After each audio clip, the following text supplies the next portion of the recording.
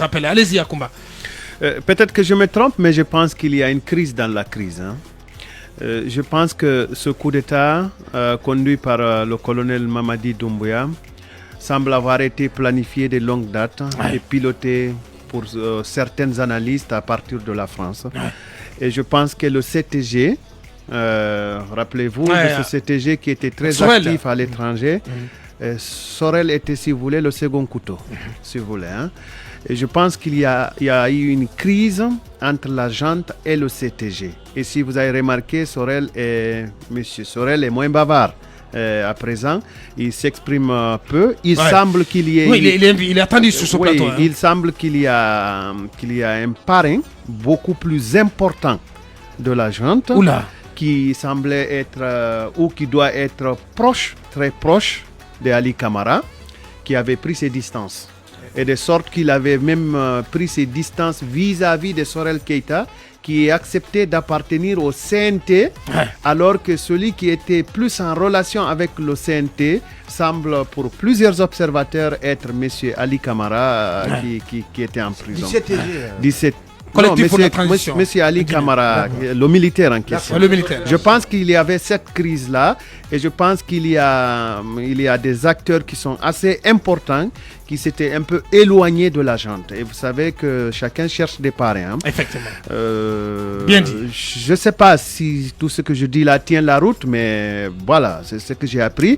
Et qu'il faille quand même réconcilier ces gens-là. Alors, une toute petite question peut-être de sport d'esprit. Quand on a volé le pouvoir exécutif qui était entre les mains d'Alpha Condé, on le lui a retiré. Aurait-il été plus intelligent et plus cohérent d'être très regardant de ce qu'on a appris sur Alpha Condé? C'est juste une question. Alors, vous savez qu'Alpha Condé est là, j'abandonne le conditionnel. A conduit beaucoup de négociations secrètes. En tant que chef d'État, il a eu par exemple à négocier avec Béni Steinmetz, demander aux membres du gouvernement qui a l'accord entre Alpha Condé et Béni Steinmetz. Certainement, si un coffre-fort est disparu à la présidence lors de l'opération, moi je pense que Béni Steinmetz aurait été le premier qui soit intéressé à récupérer cette copie pour peut-être qu'elle ne soit pas à la place publique. Et s'il y a un groupe qui est supposé avoir opéré là, je ne dis pas que le colonel a un côté juif, mais je pense aussi qu'il connaît très bien ce rouage-là. Et rappelez-vous de ce vol spécial des juifs qui étaient venus. Excusez-moi de prononcer juif parce que je ne suis pas antisémite. Israéliens. Des Israéliens qui étaient venus ici en vol spécial. On n'en a pas eu d'explication alors que certainement on a mérité. Alors s'il y a des documents extrêmement confidentiels avec les Chinois, avec des investisseurs qui étaient dans ce coffre-fort-là, il serait bon qu'on le recherche.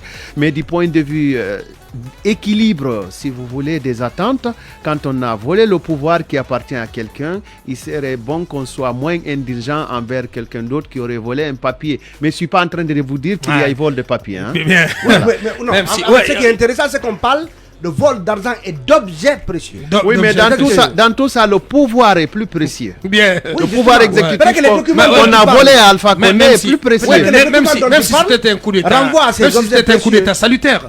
Quand même. Écoutez, moi je parle juste du principe. Je n'appelle pas ça vol du pouvoir. Non, honnêtement. S'il s'agit d'avoir c'est un vol qui a été qui pour ma part un salut public. Monsieur Aboubacar, le voleur volé. Monsieur Aboubacar, s'il s'agit d'avoir mon sentiment, puisque en ce moment ça devient une question qualitative, vous savez que j'ai applaudi ce coup d'État. Bien sûr, voilà, un coup de force, de salut public. Allez-y.